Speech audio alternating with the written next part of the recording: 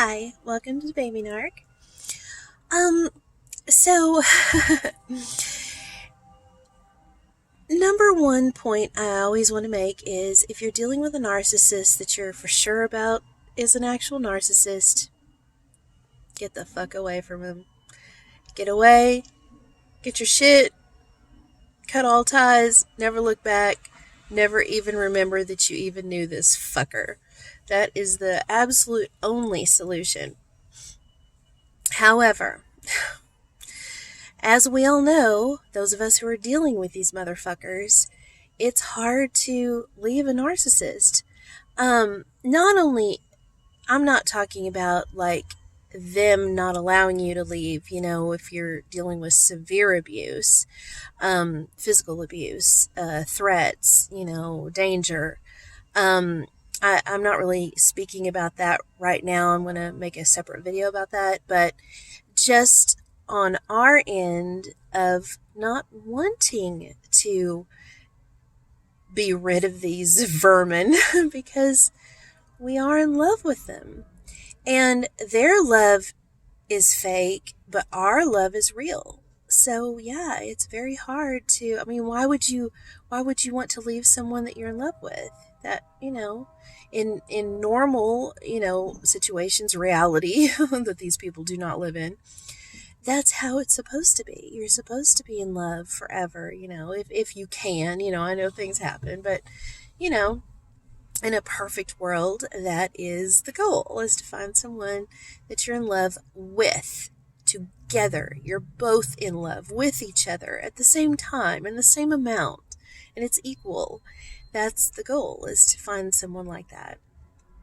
But when we find ourselves in this absolute, den of vipers with these people, it just screws up the whole thing. And I always say everything is spiritual, and whether you believe that or not, but you have to think, if you do believe that, Satan is the father of lies, and he's so jealous of God, and he wants to be God. So, and what is their driving force? Is jealousy and shame. Satan tries to create the things of God, but he's so evil that it all gets twisted, So us falling in love with these narcissists, what began as something, pure and good, just immediately turns to fucking shit, So, if you, here's some stalking techniques, although I do not recommend stalking. When you stalk your narcissist, or anybody really, what you're doing is you're creating an obsession. An obsession is not love. And even if you weren't even dealing with a narcissist, if your feelings turn into obsession, or if your feelings aren't reciprocated, and then you obsess over this person, you yourself are creating the addiction. And, addictions are wrong. We're always trying to not be addicted to anything. That's obsession, and it will drive you crazy, and then you begin your own mind fuckery. However, that all being said, because I'm in the middle of this absolute, I can't even explain it. There's not even a word for it. But, so I hate to say it again, don't stalk people, okay? Just don't take the advice that I'm about to give you. But if you must, for Facebook, how I've caught Brian trolling other women and writing comments. Now, as long as he has to like or love whatever, he has to put some sort of a little icon on a picture and or make a comment. That's how I know. So, who knows who else he's trolling that I don't, I can't see what he's looking at. But if he has put anything on a picture, that's what will show up. So what you do is you don't go to their account. You type in a search for their Facebook page. And then when it pops up, don't click on it, but next up at the top, you'll see like posts, photos, videos, things like that, community or something like that, marketplace, whatever. So if you click on photos, all of the photos that, well, maybe not all, but current photos that they have done anything on will pop up. And then you can click on those photos and see if they liked it or loved it or whatever, or they're sad or whatever, and comments. I mean, you have to scroll through the comments to see it, but yeah, that's how I catch him. So, the other thing I was going to say about people being shady. Now, you'll have to look at my the channels I subscribe to, and my favorite is this lady. I guess her name is maybe it's Teresa or something like that. I don't know, but her name for her channel is the T on NPD, Narcissistic Personality Disorder, aka demonic possession. That's what DM. DP. That's what it should be called. But she was saying that her narc, for the longest time, he had a device. Now, she always calls it a device, so I don't know if that was a cell phone, tablet, computer, whatever. But he always had this one device, and he would always be real shady about it. You know, closing it up, turning it off, putting it away, whatever. He was real shady with it. Then when he figured out she was getting wise to that, then all of a sudden, he went out and got a new device. Then he kept the old device that she was weird about. Then he just leave it wide open. No problem. Because he was trying to show her that he wasn't doing anything shady. Because he's a fucking narcissist. Of course he was doing something shady. He went and got another device. And how she caught him was she was speaking, I'm assuming this was a cell phone. She was speaking with him one day, and she looked down, and he's got that fucking new, I'm assuming, phone in his fucking hand. That's how she found out. So, if you already know that you're dealing with a narcissist, run away, turn off my video right now, never look back, don't even watch narcissist videos anymore, because you won't need to, because you will be rid of this motherfucker. That's the solution. But, if you're in the middle of trying to figure out if this person is shady, and of course I guess this works across the board and doesn't even have to be a narcissist, but if you're dealing with someone who you think is shady, first of all, I highly recommend paying for a background check on anybody. And that could be, if you're having weird problems at work with a coworker, like you feel just like, stuff goes missing, or your computer gets logged into when you didn't, or anything weird like that, fucking run a background check on them. Obviously, if you're dating somebody, run a fucking background check on them. And go for it, because I knew Brian as a teenager. I knew this motherfucker. He's not some stranger. And he's still a shady motherfucker. So it doesn't matter. I don't care if you're dating some chick that you grew up with and, lives across the street from you your whole life. I still say run a background check on that bitch. Bosses, if you're about to work for a company, I say just fucking go for it. Because, what do you have to lose? What, it was like $30 or something? I don't know, whatever. Or you can pay for the ongoing thing for like $100, but I don't know, whatever. I highly recommend it. Just in case. Because, and two, I'm not saying that anybody in anybody's I'm not saying, okay, let's put it this way. If I ran a background check on another guy that I was interested in, and he had like a bankruptcy or something like that, or a divorce or anything like that, I wouldn't immediately, even a criminal record, as long as it was like something from a bajillion years ago and something very, very, very small, I don't like thieves or murderers. But anything, whatever. There are some things that could turn up in a background check that I would overlook.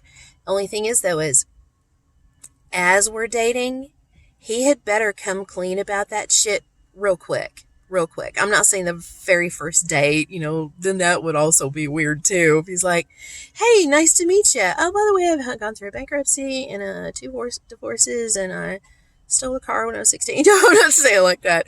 But I'm just saying, though, that if you start to, see this person on a regular basis and they don't ever mention anything like that, that's a red flag. It's a red flag.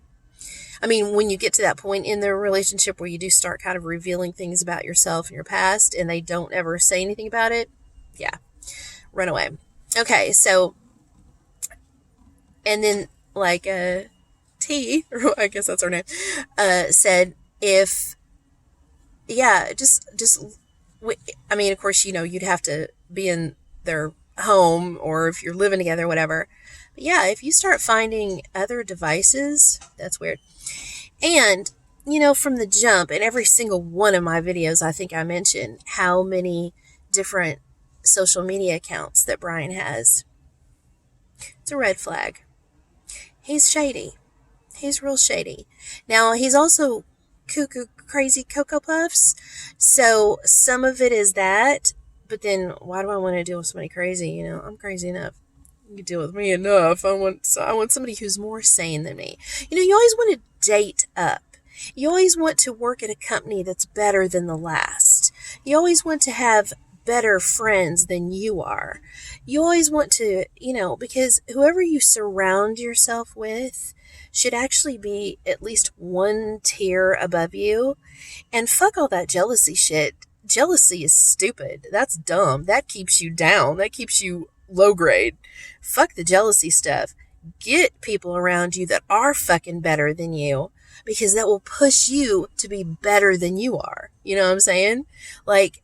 Yeah, don't downgrade and have worse people than you in your life because you don't want to be better than you. Fuck that. Have them be better. That's the goal.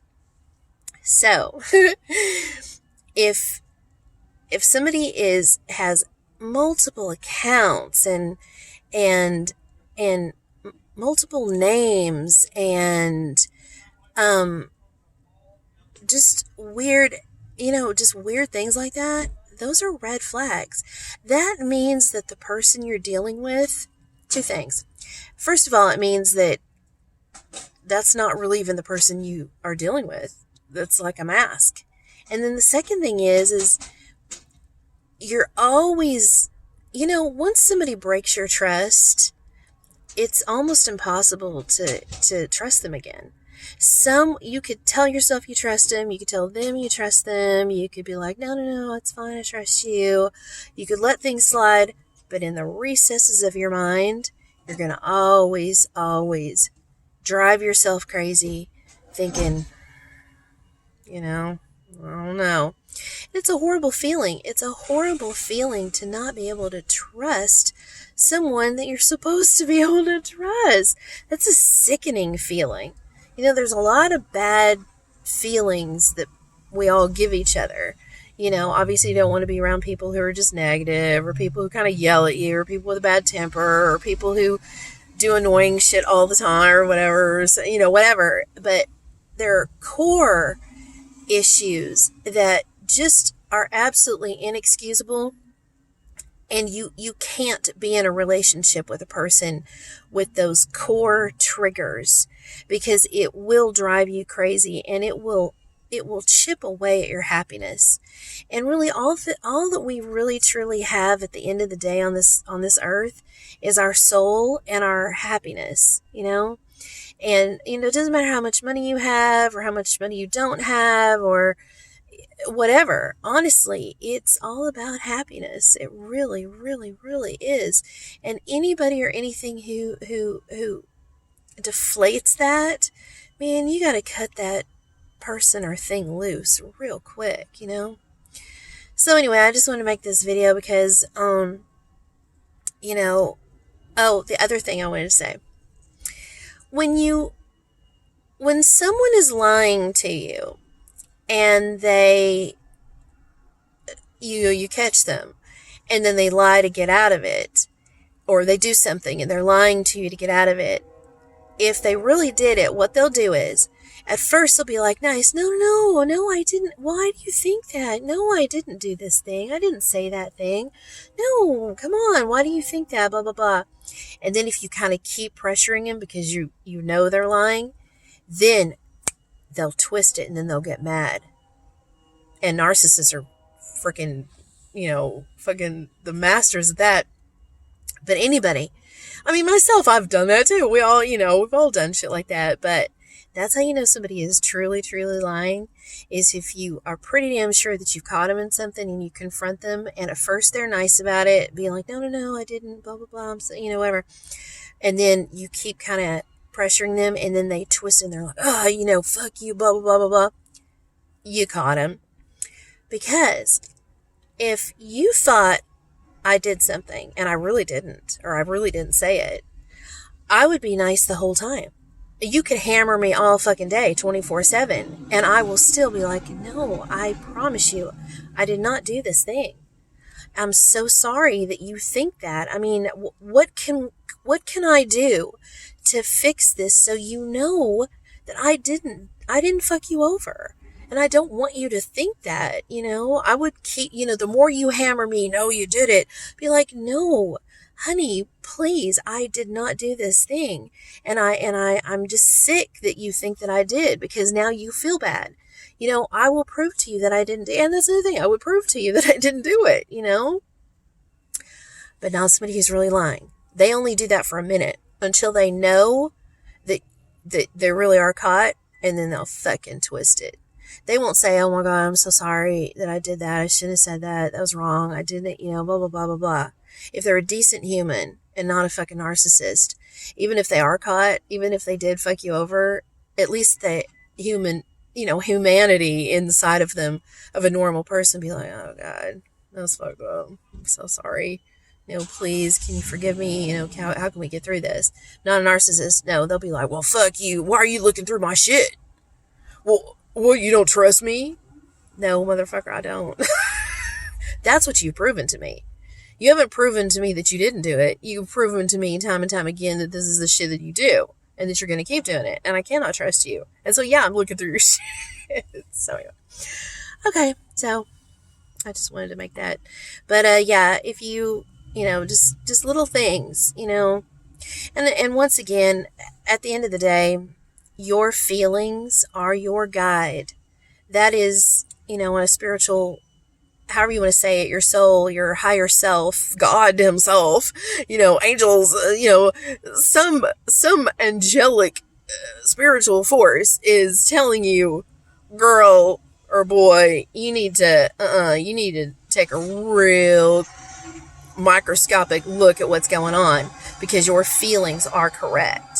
So anyway. All right.